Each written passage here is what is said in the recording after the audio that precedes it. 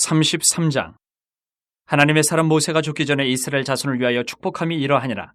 그가 일렀으되 여호와께서 시내산에서 오시고 세일산에서 일어나시고 바란산에서 비추시고 1만 성도 가운데 강림하셨고 그의 오른손에는 그들을 위해 번쩍이는 불이 있도다. 여호와께서 백성을 사랑하시나니 모든 성도가 그의 수중에 있으며 주의 발 아래에 앉아서 주의 말씀을 받는도다. 모세가 우리에게 율법을 명령하였으니 곧 야곱의 총회의 기업이로다.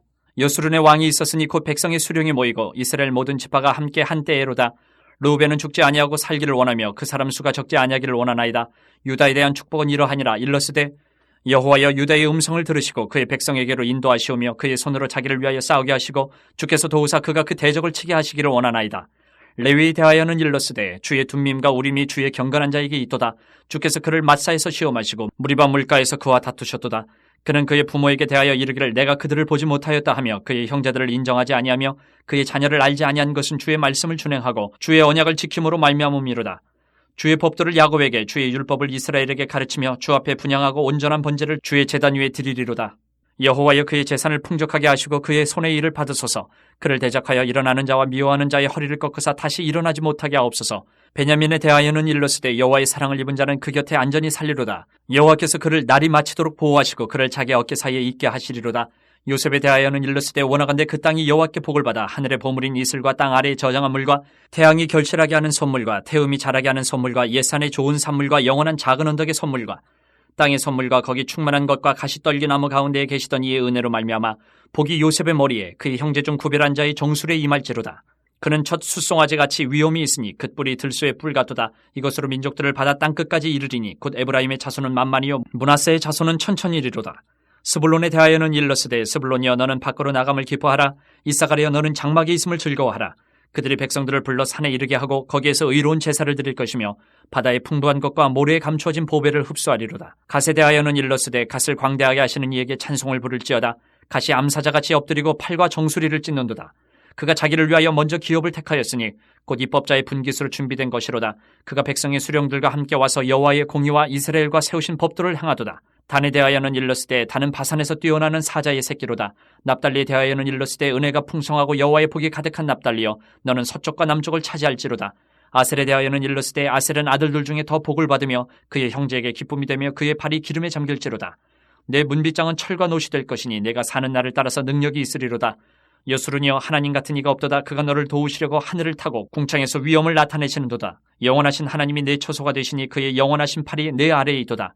그가 내 앞에서 대적을 쫓으시며 멸하라 하시도다.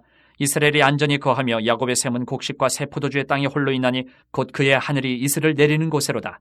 이스라엘이여 너는 행복한 사람이로다. 여호와의 구원을 너같이 얻은 백성이 누구냐? 그는 너를 돕는 방패시오 내 영광의 칼이시로다. 내 대적이 내게 복종하리니 내가 그들의 높은 곳을 밟으리로다. 34장. 모세가 모압 평지에서 느보산에 올라가 여리고 맞은편 비스가 산 꼭대기에 이르매 여호와께서 길르앗 온 땅을 단까지 보이시고 또 온 납달리와 에브라임과 므낫세의 땅과 서해까지의 유다 온 땅과 네겝과 종려나무의 성읍 여리고 골짜기 평지를 소알까지 보이시고 여호와께서 그에게 이르시되 이는 내가 아브라함과 이삭과 야곱에게 맹세하여 그의 후손에게 주리라 한 땅이라. 내가 내 눈으로 보게 하였거니와 너는 그리로 건너가지 못하리라 하시매 이에 여호와의 종 모세가 여호와의 말씀대로 모압 땅에서 죽어 벳보올 맞은편 모압 땅에 있는 골짜기에 장사되었고 오늘까지 그의 묻힌 곳을 아는 자가 없느니라. 모세가 죽을 때 나이 120세였으나 그의 눈이 흐리지 아니하였고 기력이 쇠하지 아니하였더라. 이스라엘 자손이 모압 평지에서 모세를 위하여 애곡하는 기간이 끝나도록 모세를 위하여 30일을 애곡하니라. 모세가 눈의 아들 여호수아에게 안수하였으므로 그에게 지혜의 영이 충만하니 이스라엘 자손이 여호와께서 모세에게 명령하신 대로 여호수아의 말을 순종하였더라. 그 후에는 이스라엘에 모세와 같은 선지자가 일어나지 못하였나니 모세는 여호와께서 대면하여 아시던 자요 여호와께서 그를 애굽 땅에 보내사 바로와 그의 모든 신하와 그의 온 땅의 모든 이적과 기사와 모든 큰 권능과 위엄을 행하게 하시매 온 이스라엘의 목전에서 그것을 행한 자이더라.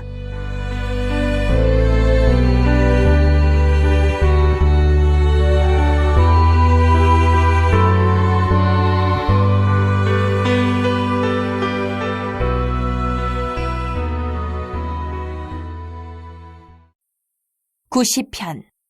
주여 주는 대대에 우리의 거처가 되셨나이다. 산이 생기기 전 땅과 세계도 주께서 조성하시기 전 곧 영원부터 영원까지 주는 하나님이시니이다. 주께서 사람을 티끌로 돌아가게 하시고 말씀하시기를 너희 인생들은 돌아가라 하셨사오니 주의 목전에는 천년이 지나간 어제 같으며 밤이 한순간 같을 뿐임이니이다. 주께서 그들을 홍수처럼 쓸어가시나이다. 그들은 잠깐 자는 것 같으며 아침에 돋는 풀 같으니이다. 푸른 아침에 꽃이 피어 자라다가 저녁에는 시들어 마르나이다. 우리는 주의 노에 소멸되며 주의 분내심에 놀라나이다. 주께서 우리의 죄악을 주의 앞에 놓으시며 우리의 은밀한 죄를 주의 얼굴빛 가운데에 두셨사오니 우리의 모든 날이 주의 분노 중에 지나가며 우리의 평생이 순식간에 다하였나이다. 우리의 연수가 70이요 강건하면 80이라도 그 연수의 자랑은 수고와 슬픔뿐이요 신속히 가니 우리가 날아가나이다. 누가 주의 노여움의 능력을 알며 누가 주의 진노의 두려움을 알리이까. 우리에게 우리 날 계수함을 가르치사 지혜로운 마음을 얻게 하소서. 여호와여 돌아오소서. 언제까지니까. 주의 종들을 불쌍히 여기소서. 아침에 주의 인자하심이 우리를 만족하게 하사 우리를 일생 동안 즐겁고 기쁘게 하소서. 우리를 괴롭게 하신 날수대로와 우리가 화를 당한 연수대로 우리를 기쁘게 하소서. 주께서 행하신 일을 주의 종들에게 나타내시며 주의 영광을 그들의 자손에게 나타내소서. 주 우리 하나님의 은총을 우리에게 내리게 하사 우리의 손이 행한 일을 우리에게 견고하게 하소서. 우리의 손이 행한 일을 견고하게 하소서.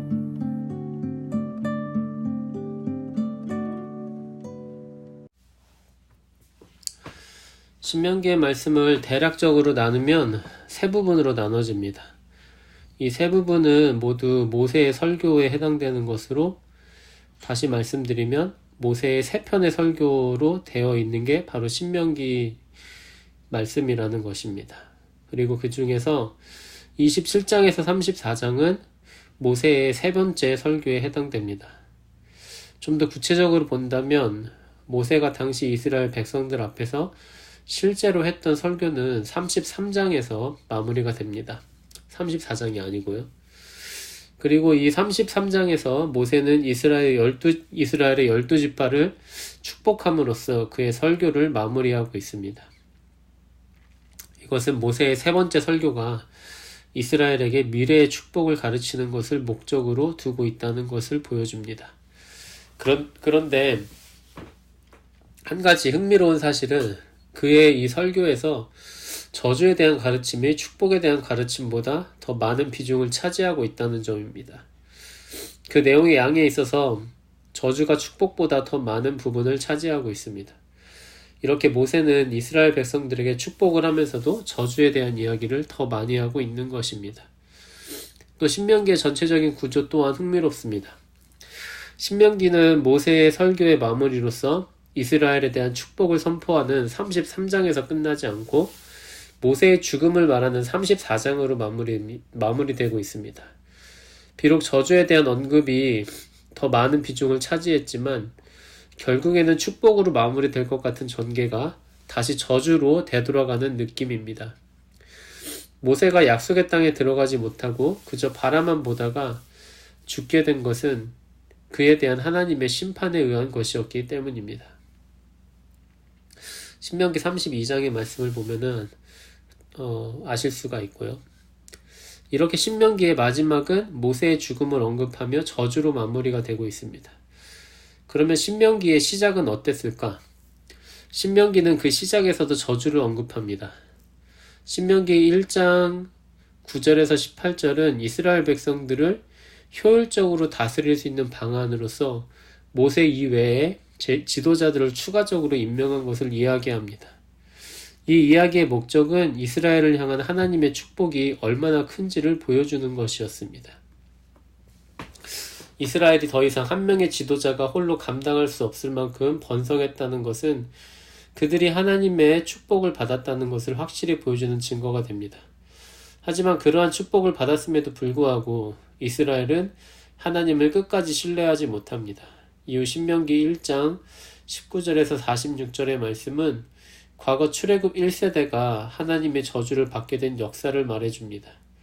그들은 가나안 땅에 사는 여러 족속들의 강성함으로 인해 두려움에 사로잡힌 정탐꾼들의 말을 듣고 똑같이 두려움에 빠져버립니다. 그리고 그것으로 인해 하나님을 신뢰하지 못하고 가나안 땅에 들어가는 것을 거부하죠.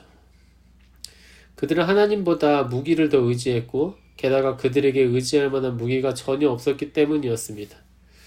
하나님을 신뢰하지 않고 의지하지 않는 이스라엘 백성들은 하나님의 진노를 불러일으켰고 결국 그들은 모두 하나님의 저주를 받아 가나안 땅에 들어가지 못한 채로 광야에서 죽음을 맞이해야만 했습니다. 이것이 바로 이스라엘이 출애굽 이후에 40년 동안 광야에서 살아야 했던 이유입니다. 출애굽 당시 20세 이상이었던 출애굽 1세대는 그렇게 하나님께 순종하지 않았고 그것으로 인해 하나님의 저주를 받아 평생 광야에서만 살다가 차례차례 죽음을 맞이해야 했습니다. 신명기는 저주받은 출애굽 1세대와 그 1세대의 지도자였던 모세의 죽음 사이에 있었던 그들의 자녀들, 출애굽 2세대, 그러니까 당시 19세 이하였던 이 출애굽 2세대에게 주어진 말씀입니다. 과거 출애굽 1세대가 봤을 때 그들의 자녀들인 출애굽 2세대는 그저 선악을 분별하지 못할 만큼 미성숙한 아이들에 불과했습니다.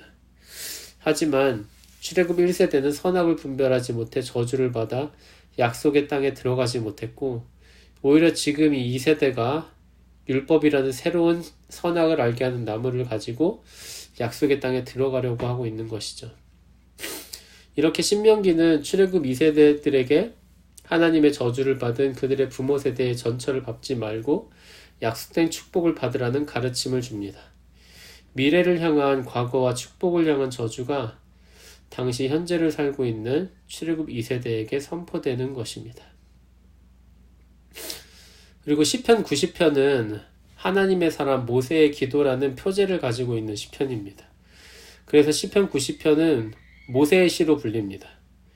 그리고 성경을 연구하는 학자들은 이 시가 민수기 14장에 기록된 사건을 역사적 배경으로 갖고 있다고 생각합니다. 민수기 14장은 당시 이스라엘이 애굽에서 나왔을 당시 20세 이상의 성인들이 약속의 땅에 들어가지 못하고 40년 동안 광야에서 지내다가 차례차례 죽음을 맞이해야 했던 이유를 설명합니다. 그리고 시편 90편은 인간은 아무리 잘 살아도 죽음을 피할 수 없는 처지에 있다는 것을 지적합니다. 우리의 연수가 70이요 강건하면 80이라도 그 연수의 자랑은 수고와 슬픔뿐이요 신속히 가니 우리가 날아가나이다 라는 시편 90편 10절의 말씀은 죽음 앞에서 인간의 삶이 아무것도 아님을 잘 알려줍니다. 애굽에서 나온 지 2년째가 되던 해에 하나님은 당시 이스라엘의 20세 이상의 남자들의 숫자를 세라고 말씀하십니다. 그것은 약속의 땅을 차지하기 위한 전쟁에 군인으로 나갈 수 있는 사람의 숫자를 세라고 말씀하신 것이에요. 그리고 이들이 바로 출애굽 1세대로 불리는 사람들입니다. 전쟁에 나갈 군인들이 선발된 후에 이스라엘 사람들은 먼저 가나안 땅을 정탐할 것을 요구합니다. 민수기 13장에서는 가나안 땅을 정탐할 것을 하나님이 명하신 것으로 기록되어 있지만 신명기 1장은 그렇게 할 것을 먼저 요구한 쪽은 이스라엘 백성들이었다고 기록합니다. 하나님과 사람을 비교하면 당연히 하나님이 강하다고 생각할 것입니다. 그런데 당시 이스라엘의 출애굽 1세대는 사람과 사람을 비교해 보려고 했습니다. 그들은 그들 자신과 그들이 싸울 대상인 가나안의 여러 족속들을 비교하려고 했던 것입니다. 그렇게 비교한 결과 그들은 자신들이 가나안의 여러 족속들과 상대가 안 된다는 것을 알게 됩니다. 그때부터 이 출애굽 1세대들은 가나안, 그러니까 하나님께서 약속하신 땅에 들어갈 것을 거부합니다. 그들은 하나님과 사람을 비교하지 않고 그저 사람과 사람을 비교함으로써 하나님의 크신 능력을 무시하고 그분을 따르지 않은 것입니다. 이에 대하여 하나님은 진노를 하셨고 당시 이스라엘의 정탐꾼들이 정탐을 한 기간인 40일에 1년을 곱해서 총 40년 동안 출애굽 1세대들이 광야에서 지내며 차례차례 죽음을 맞이하게 하십니다. 모세는 그 40년간 새로운 세대가 태어나고 출애굽 1세대가 죽는 것을 보아왔을 것입니다. 사람에게 생명을 허락하시는 것도 하나님이 하시는 일이고 죽음을 내리시는 것도 하나님이 하시는 일임을 생생하게 배웠을 것입니다. 그리고 사람의 죽고 사는 문제가 하나님과 어떠한 관계를 이루고 있는가에 달려 있다는 것을 확실히 알았을 것입니다. 그래서 모세는 90편 8절에서 9절에서 이러한 고백을 합니다.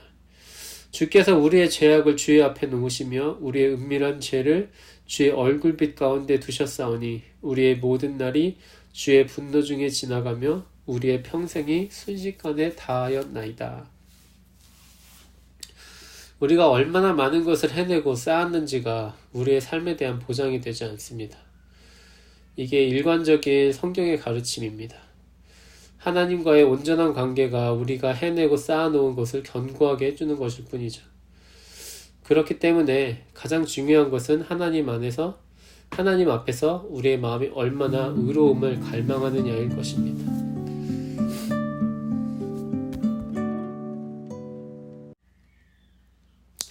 신명기 33장의 말씀은 마냥 행복한 내용들만 담겨 있어서 누가 읽어도 전혀 부담이 없어 보입니다. 하지만 누가 들어도 참 부담이 없겠다라는 생각을 하기 전에 우리가 놓치지 말아야 할 중요한 사실이 하나 있습니다. 그것은 바로 하나님이 축복을 하신다는 것입니다. 이게 왜 중요하냐면 축복이 곧 하나님은 아니기 때문입니다. 혹은 소위 축복을 받았다고 해서 그 모든 것들이 하나님께로부터 왔다고 말할 수 없기 때문입니다. 앞서 살펴본 것처럼 33장의 축복이 나오기 전까지 모세는 27장부터 하나님의 저주에 대한 경고를 계속 해왔습니다. 하나님과 온전한 관계를 맺고 있지 않으면 축복이 아니라 저주를 받을 것이고 사람들 보기에 축복을 받은 것으로 여겨질 수 있는 것은 사실상 저주와 같을 것입니다.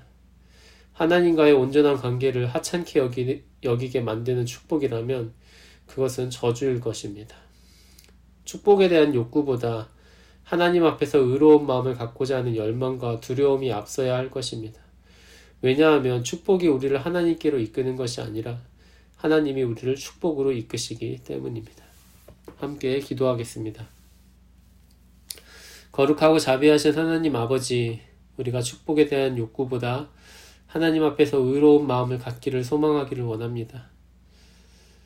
축복이 우리를 하나님께로 이끄는 것이 아니라 하나님이 우리를 축복으로 이끄신다는 사실을 항상 잊지 않기를 원합니다. 매일같이 우리의 마음을 살피고 우리가 하나님을 사랑하는지, 나 자신같이 이웃을 사랑하는지를 온전히 살피기를 원합니다. 그래서 사랑하지 못한 것에 대하여 부끄러움을 느끼고 하나님 앞에서, 사람 앞에서 더 좋은 사람이 되기를 소망하는 우리가 될 수 있도록 인도하여 주옵소서. 그렇게 함으로써 하나님께서 주신 축복을 누리고 많은 사람들에게 하나님의 축복을 전할 수 있도록 인도하여 주옵소서. 예수님의 이름으로 기도합니다. 아멘.